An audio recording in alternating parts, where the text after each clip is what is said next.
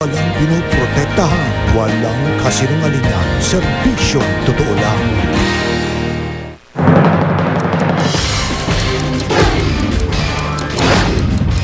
Amerika, Britanya at 3 pang bansa naglabas ng travel advisory laban sa Pilipinas dahil sa banta umano ng terorismo. Pag-atake umano ng mga terorista sa Metro Manila, ibinabala. PNP at AFP naka-alerto na kahit iginit na walang dapat ikabahala at walang bantang namomonitor. Pero Malacanang, dati na raw alam ang tungkol sa banta. Ilang bansa sa Europa, todo alerto sa mga mail bomb. Ang isa, sumabog habang i-deliver. Ang isa, nakarating sa mismong opisina ng leader ng Germany. Basement ng SM Cubao, nasunog! Mga bumbero, nahirapang pumasok sa kapal ng usok. Maghuhukay sa tumagas na pipeline sa Makati. Ipinatigil muna. Safety beam ng Magallanes flyover.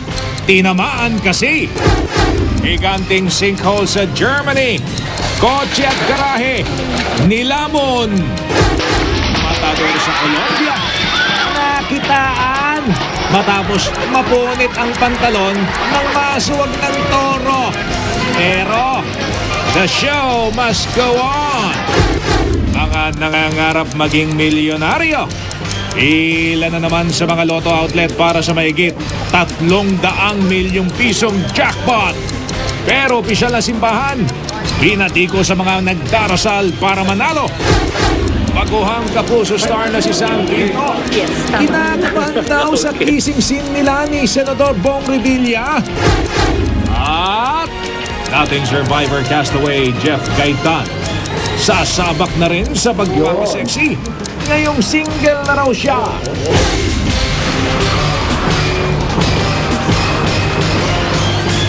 Mula sa GMA Network Center, narito si Mel Bianco, Mike Enriquez. Ito ang 24 Oras.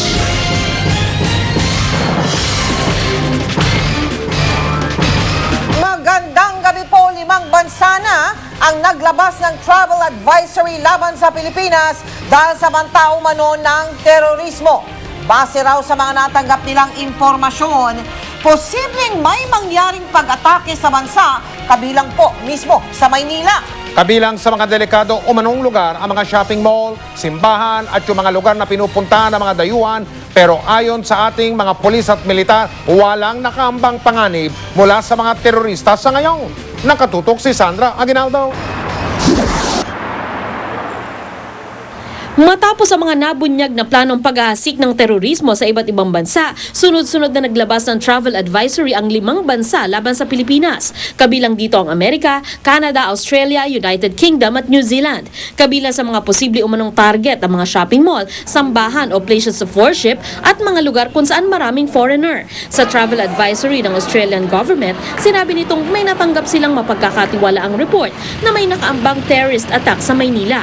Sabi ng United Kingdom, may mataas na banta ng terorismo sa Pilipinas. Patuloy umanong nagpaplano ang mga terorista at meron umano silang kapasidad at intensyong ituloy ang pag-atake anumang oras at saan mang lugar sa bansa. Ang Canada, may babala rin sa kanilang kababayan na pwede raw magkaroon ng pambobomba anumang oras sa Manila at iba pang syudad.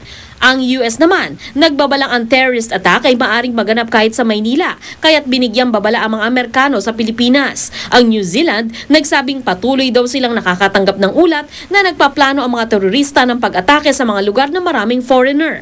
Nilinaw naman ng British Embassy, bagamat may pagbabago sa nilalaman ng kanilang travel advisory, wala namang nagbago sa level nito. Sa serye ng travel advisories laban sa Pilipinas, may dahilan ba para mangamba ang mga Pilipino? Ang sabi ng PNP, wala. At totoo yan, ang Philippine National Police, tayo ay nakahanda, may advisory o wala, dahil po sa undas, para po sa ating mga kababayan, para sa inyong kaligtasan. Pero ang Department of Tourism, nababahala dahil baka magkansela ng biyahe sa Pilipinas ang mga dayuhang turista. Alam naman ng mga Pinoy na hindi naman magulo dito. We're expecting yung by December, maraming magsisiuwian. Hirit ng isang eksperto sa geopolitics, may pagkukulang daw ang ibang bansa, pati ang mga nagpalabas ng travel advisory sa patuloy na banta ng terorismo. It will never end for as long as the Western world does not address the real issue ng saan bang pinanggagalingan nito pag-o-oppress nila sa Muslims all over the world. Ang tanong, meron bang alam ang mga bansang ito na hindi natin alam? Paliwanag ng DFA, natural lang sa mga bansa na magbigay ng babala sa kanilang mga kababayan. Kung ang militar at pulisya raw kasi ang tatanungin, wala namang nakaambang panganib mula sa mga terorista sa ngayon. Sinulatan na rin daw ng DFA ang mga bansang naglabas ng travel advisory.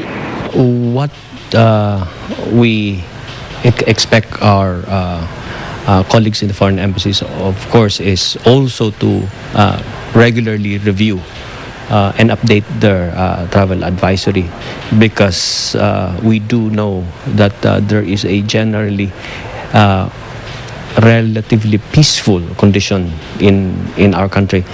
Sandra Aguinaldo, Nakatutok, 24 Oras. Kahit wala raw banta ng terorismo, todo higpit ang seguridad sa Ninoy Aquino International Airport. Nakatutok doon live si Marie Zumani. Mel, bagamat wala nga nakikitang malinaw na banta sa seguridad ng paliparan, ang Manila International Airport Authority ay nananatiling nakataas pa rin sa heightened alert ang seguridad dito sa NAIA matapos ang nabulilyasong terror attacks sa Amerika. Mahigpit ang seguridad dito sa cargo area ng paliparan. Hindi basta-basta makakapasok ang sinuman. Ang mga kargamentong papasok at palabas ng bansa, idinadaan sa mga screening machines. May mga bomb and drug sniffing dogs pa na katuwang sa pag-inspeksyon ng mga bagahe. Bukod sa karaniwang hakbang na ito ng pamunuan ng paliparan at mga airline, mas naging alerto pa umano sila bunsod ng napigilang terror attack kamakailan sa Amerika. Sa mga bagaheng ipinadala mula Yemen papuntang Chicago kasi, siningit umano ang mga bomba na gagamitin sana sa kanilang terror attack. Yung vulnerability natin is when things gets slip past the X-rays machine then the scanners, no? So pinaigting natin dito, and special attention and special instructions given to the screeners. Bunsod ito magkakasunod halos na naglabas ng travel advisory ang Australia, UK, Canada at ngayong araw ang Amerika at New Zealand. Mayroon daw kasing banta sa seguridad, partikular sa Mindanao at sa iba pang pampubliko at matataong lugar sa Metro Manila. Kaya bukod sa cargo area, patuloy na mahigpit din ang seguridad sa mismong paliparan. Ginagamit na rin ang 39 na brand new X-ray units sa 4 na terminal ng NAIA.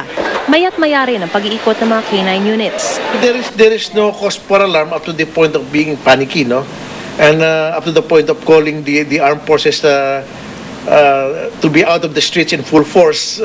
Alam mo kasi, fighting terrorism is primarily an intelligence work, eh. Pinulong ni General Manager Honrado ang lahat ng ahensyang nag-ooperate sa paliparan, kabilang ang PNP, AFP at NBI. Pinapayuhan din ang lahat na maging alerto at i-report agad sa kinauukulan kung may makitang anumang unattended baggage o kahina-hinalang tao. Pumunta na rin sa paliparan ng 2 hanggang 3 oras na mas maaga para di maaberya sa flight kahit pa dumaan sa screening areas.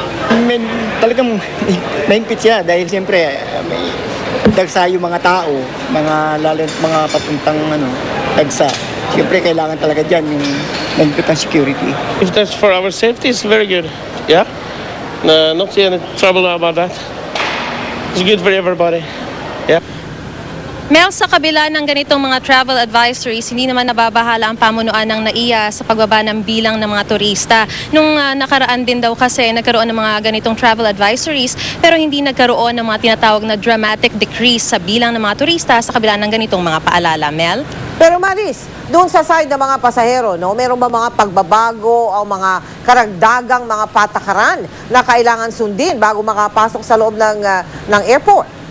Mel, gaya nga ng sinabi ng pamunuan ng NAIA, ganito na rin daw kahigpit ang mga security measures na pinatutupad nila noon pa bago itong mga travel advisories na ito. Pero ang hinihiling nilang nila sa lahat ng mga pasahero na mas maging vigilant kasi hindi lamang mga otoridad ang may tungkulin sa ganitong mga klase ng mga pagkakataon. Pati daw ang mga tao, yung mga pasahero, maging vigilant pag may nakita silang mga unattended baggages at mga kahina-hinalang tao, hindi naman daw makakasakit kung ire-report agad nila sa kinauukulan.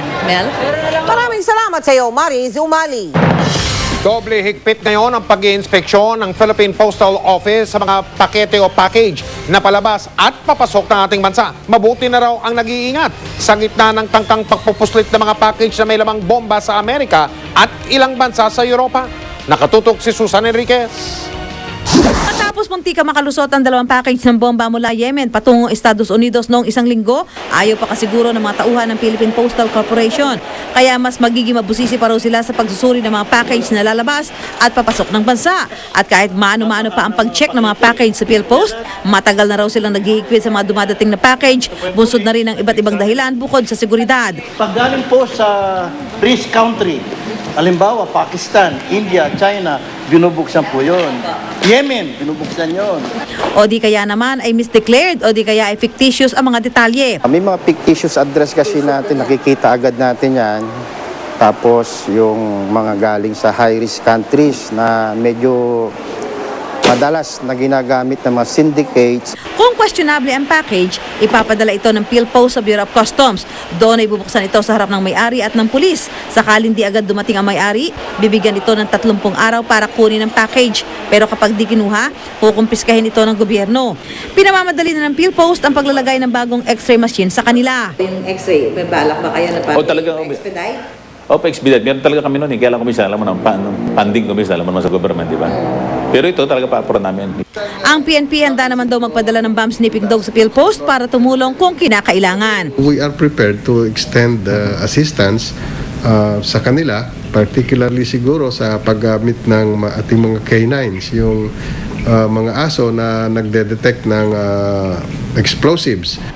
Kaya panawagan ng PhilPost sa mga magpapadala ng package, konting pangunawa kung minsan ay nagkakaroon ng delay dahil ito'y para na rin sa kaligtasan ng lahat. Susan Enriquez, Nakatutok, 24 Oras.